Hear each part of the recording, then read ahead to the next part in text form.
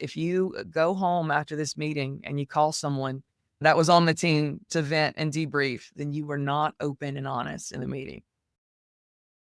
Every business has a why bigger than making money, and it doesn't have to be even related to the business itself. It's just the reason all of you get together and do your work every day.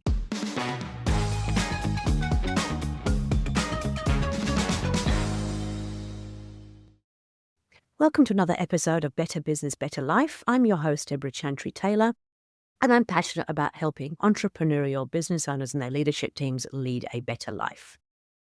Today, I am joined by one of my fellow EOS implementers. She has spent 10 years working in hospice, rolling out EOS across 32 offices. She believes that you have to have healthy tension and conflict in a business to really make a difference. And she's helped a business grow from $45 million to $78 million using EOS. What she's going to share with you today is how having a strong common purpose gives teams a reason to work through tension and can help to create healthy conflict so everybody's fighting for the greater good. I'd like to introduce you to Lacey Hayes, who's a professional EOS implementer working with EOS worldwide. So welcome to the show, Lacey. It's lovely to see you again. We've been having a few chats offline and I've learned a lot about you. I'm looking forward to you sharing your story with our listeners. Yeah, it's nice to see you again. Yeah, thank you. Hey, look, we were just talking about, so you, before becoming an EOS implementer, you actually worked in the hospice space for 10 years. And it was there that you got introduced to EOS and it started to become part of your life. Tell us a little bit about that journey. Tell us, how you got to be working in hospice, first of all, and then the journey into the EOS.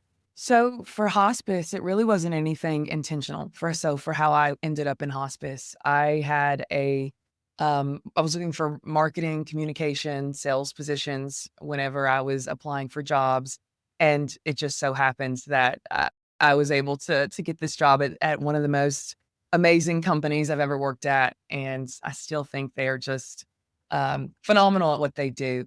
And I was introduced to EOS at that hospice company. We had an EOS implementer come in. His name was Ken DeWitt. He's an expert implementer now and a great mentor of mine. And we had him come in to help us implement EOS. And actually, in that meeting, I was brought in. I was still in marketing, but they didn't have an executive assistant. They were asked if I could come in and take some notes for them. It was our very first session day, and Ken, I remember him saying that every decision that you make in this room, it drastically impacts you or every employee you have, plus at least 5 people that depend on them financially, emotionally, or physically. And so that was really all I needed to hear for me to really feel obligated to speak up, even though I was just there to take notes.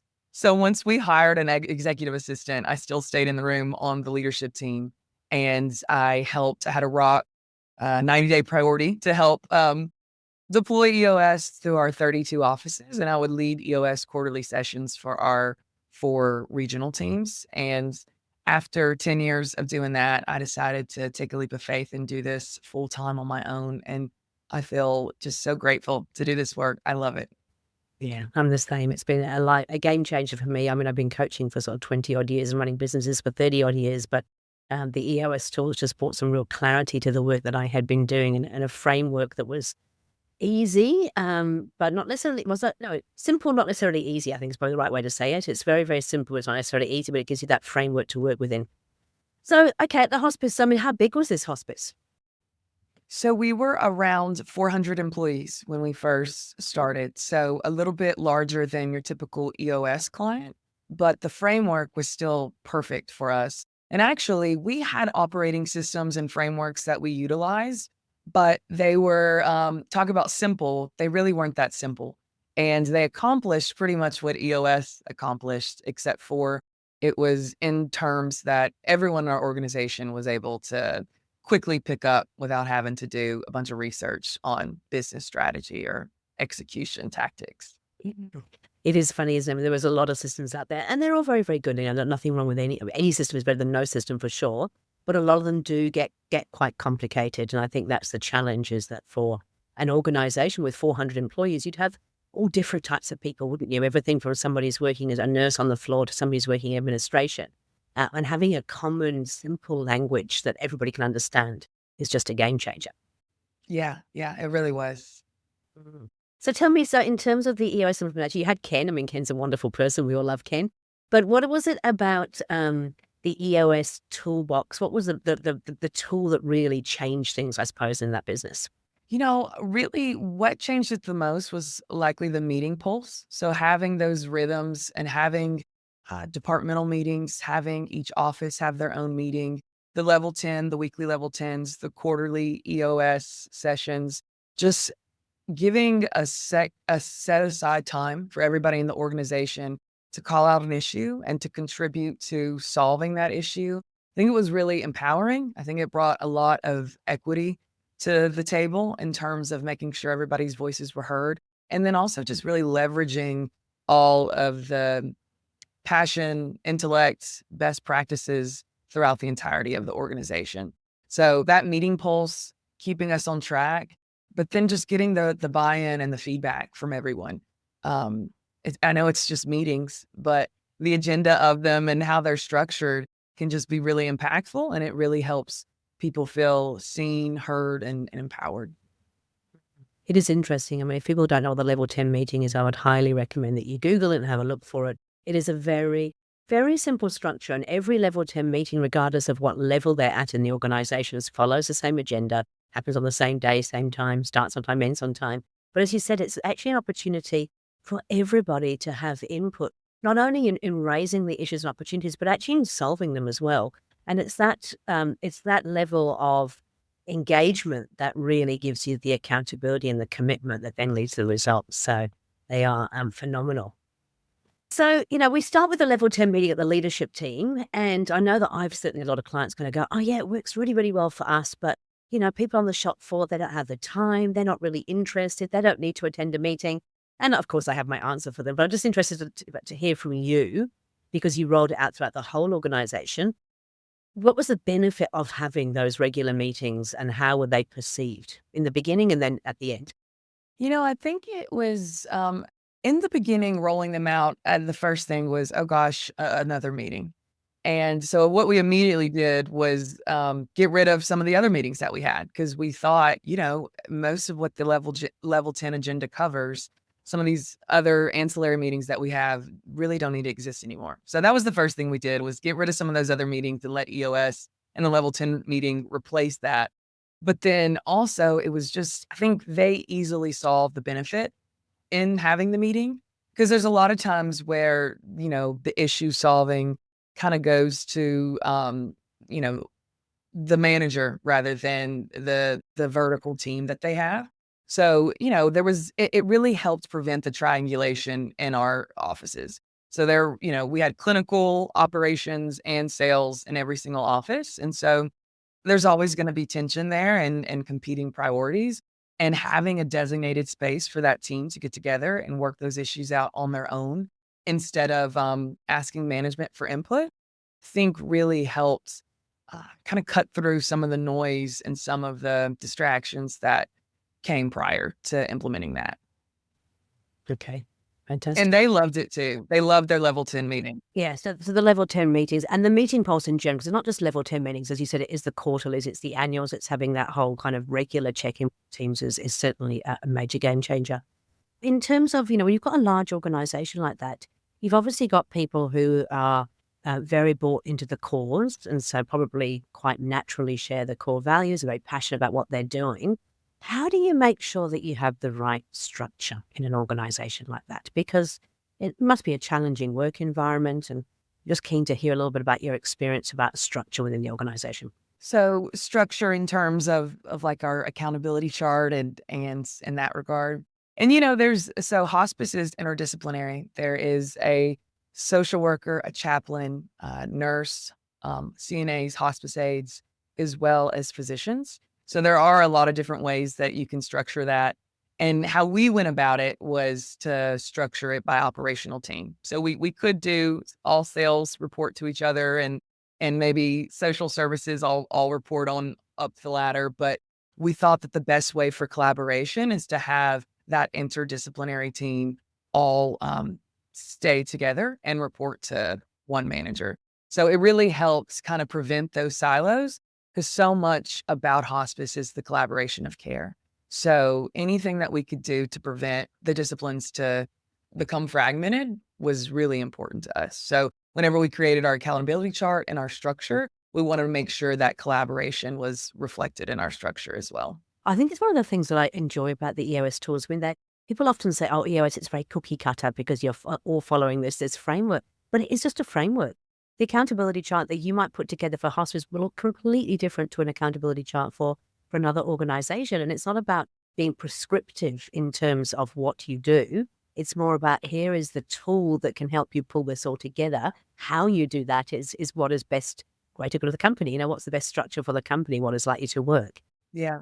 And we changed it. I mean, we didn't always do it that way. We changed it. We tried it this way and then, then we changed it back. And so, nothing ever is set in stone either with EOS. And it's not really regimented in that regard. It's flexible. It's supposed to live and breathe with the business.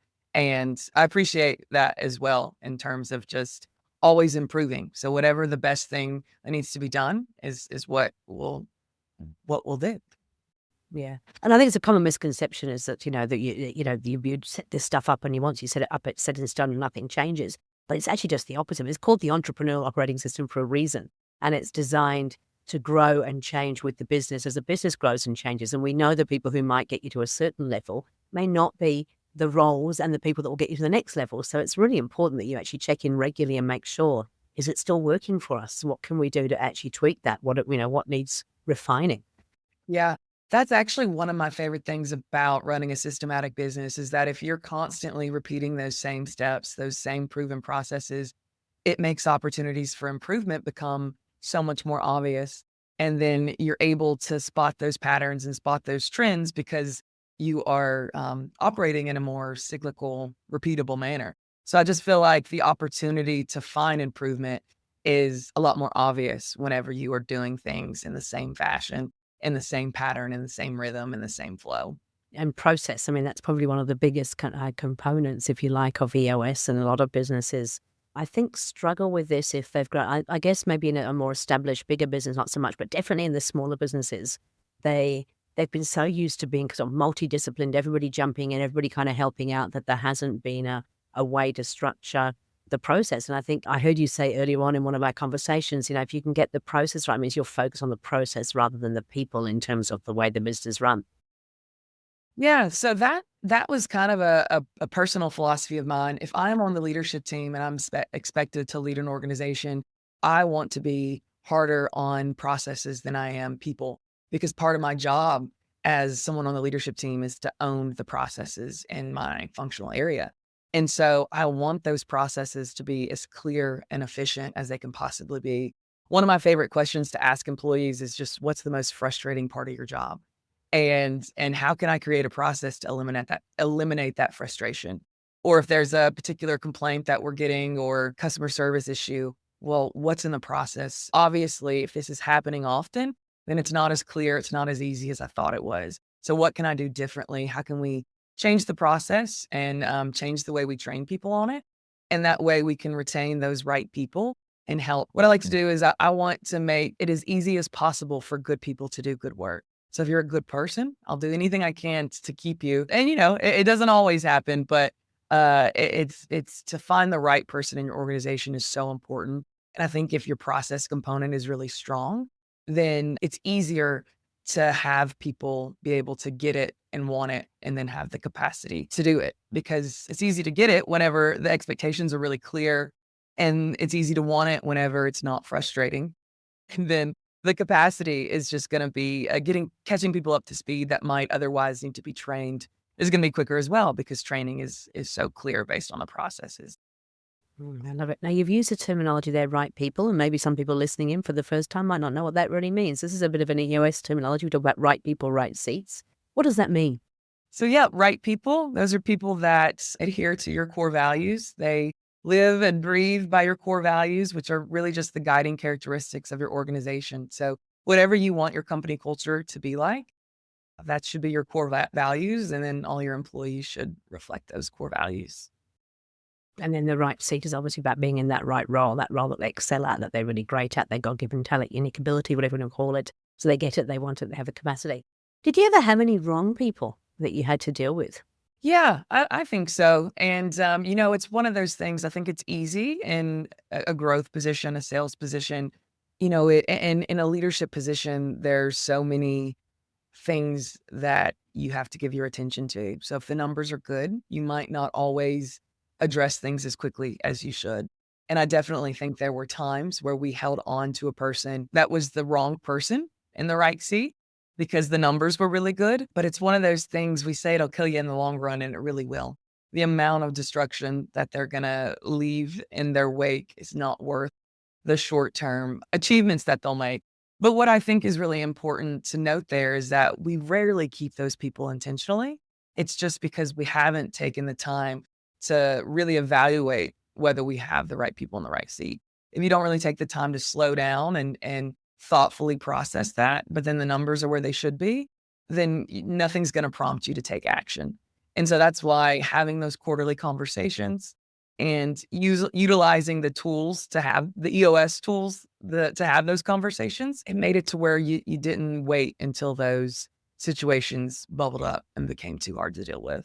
And it's true, isn't it? I mean, the quarterly conversations is a great tool for bringing everything together. It brings in the accountability chart. It brings in the people analyzer, their core values and their GWC. It brings in their rocks that they're focusing on. But so tell me a little bit about the people analyzer. It's a great tool for, understanding if you have those right people in the right seats. But how would somebody practically use it? So, it's a tool where we put our list of our employees in there. We put the core values across the top and the GWC. And actually, why don't you explain how you used it in the hospice? So we actually used it at a regional team level, and our regional team was interdisciplinary as well.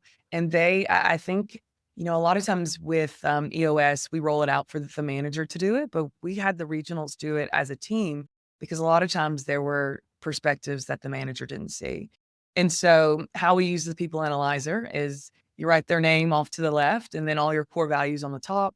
You do a plus if they exhibit that core value most of the time, plus minus if it's, 50-50, so, and then minus if it's less than the majority of the time.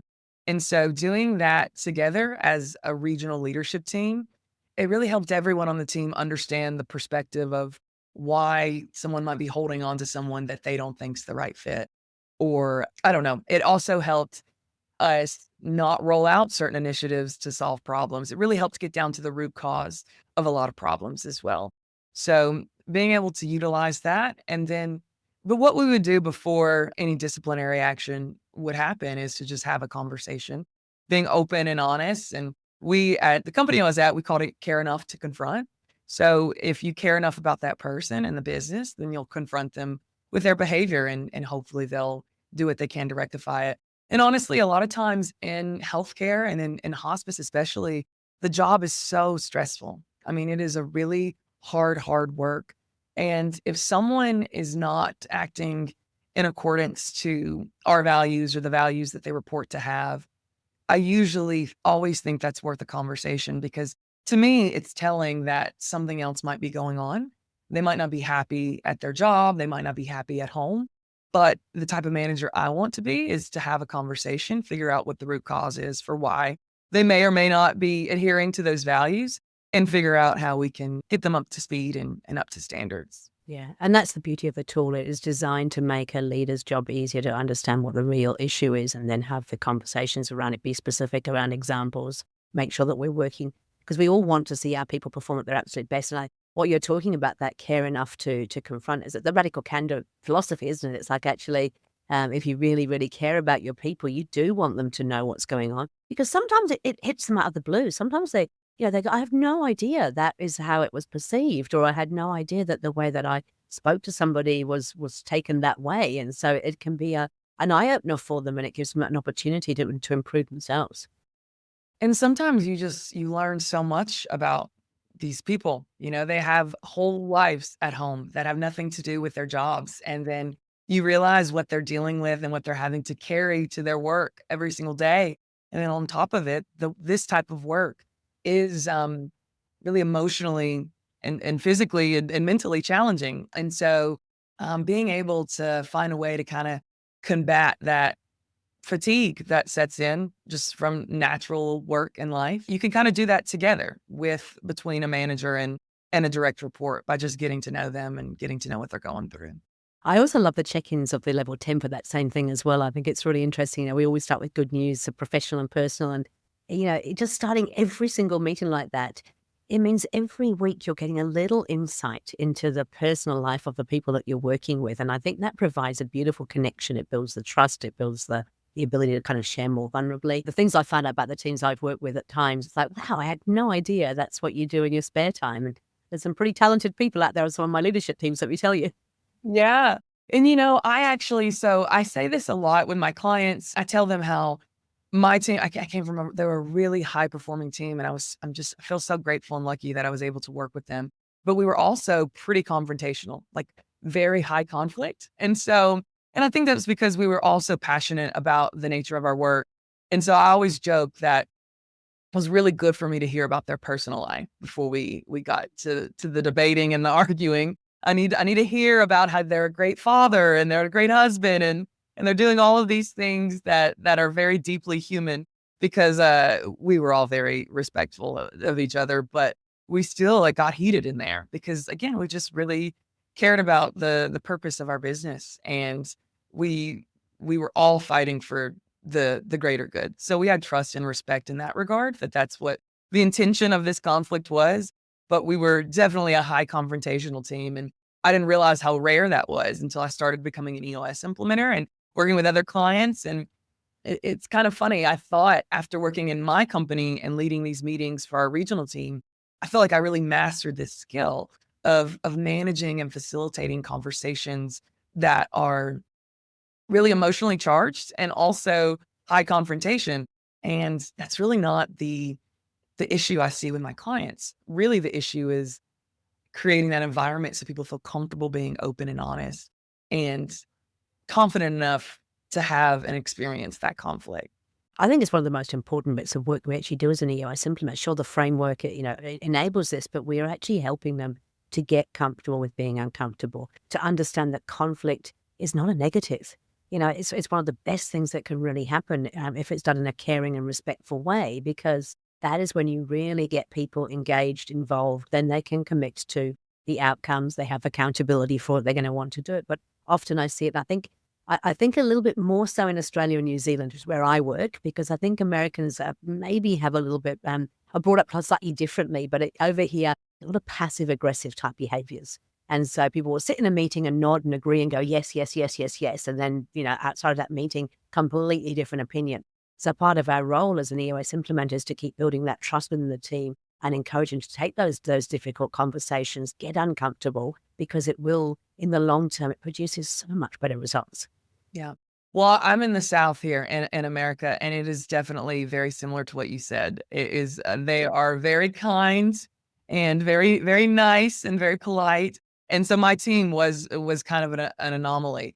But I like to say to my clients, if you go home after this meeting and you call someone that was on the team to vent and debrief, then you were not open and honest in the meeting. So that I think that kind of puts some like reflection. If you want to have a meeting after the meeting, then you didn't do what we wanted you to do. You weren't honest. And that is something that when you kind of change it from that perspective of it's not about being nice, it's about being honest. And honesty is such a strong value. I mean, everybody wants to have, but I think that kind of helps shift the perspective of, being honest is more important in this context than being nice. Yeah, I love it. Okay, so you obviously switched from 10 years in hospice to being an EOS implementer. That's how much you loved EOS. Tell me a little bit about that journey and what you are now doing. So yeah, I'm working with leadership teams to implement EOS in their business, and I'm leading these conversations that help with their vision. Where are they going to go? How are they going to get there? Traction, making sure their team's working with discipline and accountability. And my favorite part is just the healthy part, making sure that as they set those lofty goals and they're working really hard to get there, that they take the time to like reflect on their achievements, be proud of what they've accomplished, and then just work really well together. That was something Ken had to do with us a lot is when you're dealing with high achievers and, if you're working with a leadership team, then they likely all are. they can be really hard on themselves. So for me, and this might not be across the board, but for my team and a lot of the teams that I work with, they need to it's good for them for me to hold up that mirror and show them the progress that they've made. Because when you're in the thick of it and you have your head down and you're working as hard as you can, it's sometimes hard to feel like you're ever doing enough. And so that is an aspect of my job that I didn't realize I would be doing so much of, and it's really fulfilling as well. And I have high standards for excellence, but then I also really want people to be aware whenever they just working towards excellence in itself is enough to be rewarded. And so I like being the one that says, "Hey, let's slow down and really think about what we did. We accomplished a lot." And celebrate. I mean, I think that's the thing is that a lot of teams, as you said, they can be very tough on themselves and they don't actually get a chance to reflect and celebrate even the small wins, and that's part of the level 10 meeting helps with that. But the quarterly is definitely reviewing that prior quarter, looking at where we've come from, always sort of measuring backwards. It helps them to understand that, because you're right, when they're in the thick of it, all they're seeing is the stuff that is going on right here, right now, and it doesn't feel necessarily as good as it. You look back and kind of go, but look where we came from. Look what we've achieved in that last 90 days. And it's amazing how much can be achieved in 90 days with the right focus.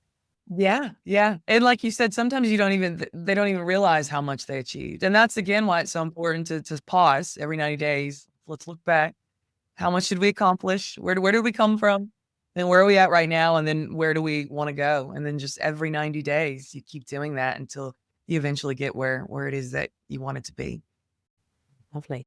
Now, I always ask our guests as they come on to kind of share 3 top tips or tools. And the reason for this is, I love doing these interviews. I don't know if anybody else enjoys listening to them. But I love doing them because I learn so much myself every time.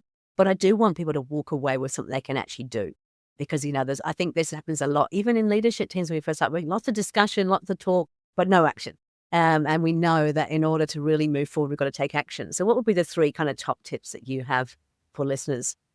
Okay, so for leadership and really for the founder, owner, visionary of the business, the top tip is to repeat your vision as often as possible, and really to get more specific, your purpose and your values.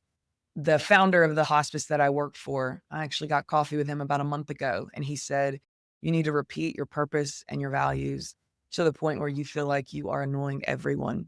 And then once you feel that way, repeat it again." And I think that it is truly that important because again, when you're in the thick of it and you're just working as hard as you can and you're in the grind, it's easy to lose sight of the bigger picture and why our work really matters. And you don't have to be in hospice, you don't have to be in healthcare, you don't have to be in, a highly emotional industry to have a larger purpose in the work that you're doing. And so, I think that's just really important to repeat that as often as possible. And I think you're absolutely right. And I know that, having been an EOS implementer for almost 6 years now, we go to our quarterlies every quarter with the EOS community. And, every time Mark O'Donnell gets up and he gives a core value speech, and then Kelly takes us through what the plan is for the next quarter. And you would think, if you think about 6 years, that's 24 times that I've heard that core value speech from the visionary. And in an ordinary organization, you'll hear it a lot more than that. Every time I hear it, it just makes my heart sing. It makes, you can feel that it's like, yeah, that's why I'm here. I'm part of that bigger vision. That's what I want to do. And I think that's what we forget, is because we kind of live and breathe it day in, day out as a leadership team. Other people on the shop floor may not necessarily have that. And so bringing them back to that reminder of why we exist, what's our purpose, who are we, how do we operate, is really, really key. And I think sometimes leadership teams are hesitant to do that because they don't want to come off as being disingenuous. But whenever you are repeating it over and over again, and then your actions are aligning with what you say, it's not this corporate fluff. Everyone in the organization is going to start to feel proud to embody those values because they know it's the real thing. It's the real deal. They know you're doing what you say you're doing. Yeah. And you've got a real big, okay. Number 2, what's the tip number 2? Number 2 would probably be to just make sure that these are all really about purpose. So the second thing would to be evaluate. So have a purpose for your business. And if you have one, evaluate whether or not you and your leadership team truly believe in that purpose. And I'm reminded of that Patrick Lenciani, 5 Dysfunctions of a Team. that you have to have as a leadership team. Great leadership teams have passionate and unfiltered debate. And I don't think that you can truly have that type of passionate, unfiltered debate without truly believing in the purpose of your business. And so when you have that purpose statement of the why of your business, and the why is something beyond making money, I think that naturally your team is going to become a little bit more invested in the conversations around your business. And so, when you have your purpose statement written down, I'd like to ask, like, is this something that you're willing to fight for? Because if it's not, then I don't know if you believe in it enough. And so evaluate whether or not you truly believe in the purpose of your business would be number two. I think that's a really good point. And I think you made the point it's got to be more than money. I mean, I think at the end of the day, of course, we go into business in order to have a commercial organization that will make money, but it isn't motivating for most people to think about a money thing. So making sure your purpose truly has that passion, that heart behind it. As you said, you'd be prepared to fight for it. Yeah. And I was going to say, yeah, Gino Wickman in Traction, he says it needs to be that fire in your belly. And I think that's why we were so, non-adverse to conflict at the company that I worked for, because we had that fire in our belly. We just wanted the best care possible for our patients. And again, it doesn't have to be dire stakes in order to have a fire in your belly about the purpose of your business. Yeah. Perfect. And last, third and final tip, what would you say? To probably going back again to the purpose is to just anchor your hard conversations in that purpose. I think that when your larger vision and purpose and values are shared, whenever you give feedback, whenever there's opportunities for improvement, if you anchor those conversations in the context of the bigger picture, it's just a lot less, feels a lot less personal. And I also think there's an aspect of it that can be a little bit empowering. If you believe in your purpose and you're holding people accountable to help you achieve that purpose, then you're almost kind of communicating that you believe in them too. And one of the regional leadership team members that I was facilitating the meeting at the hospice I work for, she was the one who kind of helped me see that perspective that when you are holding people to high standards, it's really just a sign of respect. You're telling them like, "Hey, I believe you're capable of a lot more, and I think that you can really do X, Y, and Z to help fulfill the purpose of this business, but this is what I need from you in order to do that." And it's really more of a call to action than it is anything disciplinary. And think that, again, just anchoring those conversations in something bigger rather than like, a petty disagreement or a small opportunity for improvement. If you anchor it into their purpose and their belief system and their values, then it's just more of a collaborative conversation on what can we do to get us back on track instead of a punitive conversation about, you know, falling a little bit short. I completely agree with you. And I've actually got one last question that's kind of come out of that for me as well, is that often when I work with leadership teams, they feel like the people on the shop floor, oh, they won't be interested in this. They won't be interested in sort of the big picture and where we're headed. In your experience, what's it really like? I think it can be a little bit twofold. I think they're not interested in it if they only hear about it once a year and then don't really hear much else from leadership. But, I think that if you, again, are just constantly, I was going to say beating it into their heads, but that's not the good way to put it. But the amount of buy-in that our company had around our mission, vision, and values and around our owner really was like nothing I've ever seen before. I remember being on a conference call that our owner, and this is 400 plus employees being on there, and we would have, hospice aides. We were going through a challenging period, and our owner was laying out the plan of how we were going to overcome that. And right before everyone jumped off the conference calls, you just kept hearing all these voices saying, "You got this. Like, we got your back. We're still gonna stick behind you, and we know we can overcome this." And I don't think that's normal. Like, I don't think businesses that don't overemphasize their vision and their purpose and their long-term plan I don't think they garner that type of support. And so even if you might not even know, like, it's not like they were constantly displaying that affection. That was just a very specific period that they were able to communicate that to our owner. But I mean, that's still in their thoughts, and that's still in their actions in their day to day while they're in the business. And then, especially if you start retaining people, and we haven't really talked about accountability chart in depth, but that was the other thing. We were always wanting to grow, and they knew that. And they knew if the company grew, then their opportunities grew as well. So if you're starting to have tenure and longevity in your workforce, and they want to work for you because they think you're a good employer and a good place to work, then they want to grow with you. So they want to know what that long term is going to look like. I think that's absolutely true. And I think you make a real valid point there. It's like especially if they've been around for quite some time, they want to know that there is room for them to grow into other things. And so sharing that journey of growth and sharing where you're headed and reminding them all the time that what we're trying to do can be really, really valuable.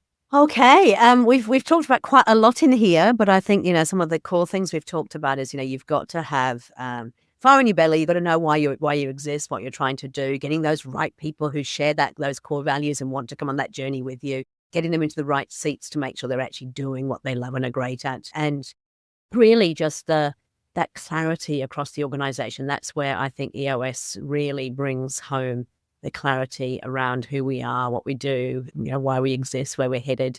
Any final, final words that you'd like to share with the listeners? The only thing I can think of is that I was talking about hospice, and naturally there's going to be passion around that type of business. And I might have already alluded to this enough, but every business has a why bigger than making money. And it doesn't have to be even related to the business itself. It's just the reason all of you get together and do your work every day. So you might have to get a little creative, I guess, is what I'm trying to say. But there is something that you want that is beyond money. There is some impact you want to make that is beyond money. And so whatever that is, document it. And like I said, repeat it ad nauseum. But I don't want to give the impression that you have to have some incredibly high stakes business in order to have this passion.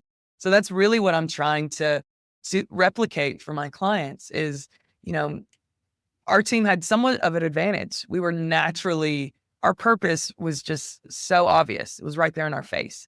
But in some of these businesses where the bigger purpose, the larger picture, the beyond the money might not be as obvious. It might just take some time to really reflect and think about what that is, but there is something there. And so anyways, I just don't want anyone to think that just because your industry or your line of work is more transactional or isn't so dependent on quality of life and people's day-to-day health doesn't mean that there's not a deeper impact and a deeper purpose that your organization can fulfill. And I think sometimes that's a benefit of having an external person come in, like an EOS implementer like ourselves, because we dig deeper to try and help them understand that. Because you lose sight of it. When you're doing this day in, day out, you forget perhaps why you started, or you forget that shared purpose. And so being able to have those conversations, bringing your leadership team on the journey and getting them to input into that is just invaluable, because then they understand. Sometimes I find that, people have done a lot of this work and they've got their VTO, and we go in there and we don't actually end up really changing much within the VTO as a self-implementer, working with an implementer for the first time. But what we do is we bring the team on the journey to understand how they got to that. And that is what we want to do with our entire team, is have them understand, how we got to where we're going and what we're doing. Mm-hmm. And the other thing I'll add, so being from the South, they're a humble people. And so I think sometimes having that outside facilitator and that outside perspective can help them see just how much more they're offering the world already, because they don't want to be too grandiose or brag on themselves too much. So I think having someone again help hold up that mirror and show them all the great things they're actually accomplishing and doing, it helps them define it and really internalize it. Fantastic. Hey, look, we're going to have to wrap up the show, but I've really enjoyed speaking with you. It's been great to kind of get your perspective on things. Just before we finish up, tell me a little bit about, what is the ideal client for you? Who do you enjoy working with? And what would you recommend if they'd listen to this and thinking, yes, I wouldn't mind getting some EOS in my business, what would you recommend they do? So I love working with clients that are passionate, obviously. I love working with clients that really wake up every day and want to make the most out of their life. I also have a soft spot for family businesses. My grandmother started her business in 1950. Her and my mom still work there. My grandmother's 92. She still works on her feet every day at the business that she owns. And so I understand the complexity of what that entails. And again, it's just an issue. You know, I think a lot of people think that family businesses are a lot more convoluted than they actually are. So I kind of enjoy untangling all of those different perspectives and realizing the solution is normally something pretty simple. And then lastly, just people that want to grow. I'm a pretty competitive person. I grew up playing sports. I like to do what I say I'm going to do.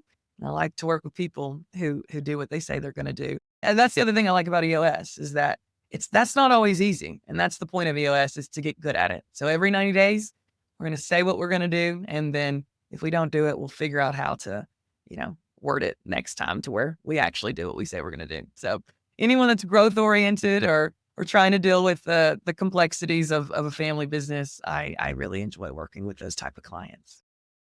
And I think I'm the same. I think we're probably sisters from another mother, or whatever they call it. But it's, yeah, the family business stuff I think is really interesting because you're right. It does add another level of complexity. But again, EOS takes all the emotion out of it. It brings it back to the real issues, the real things that are going on, and enables that business to grow. So I think it's a fantastic tool. Okay, we're going to put your contact details in the bottom of the podcast notes so people can get in contact with you. But again, I just want to say thank you so much for giving us your time today and sharing your wisdom. I really appreciate it. Yeah, thank you. I had fun.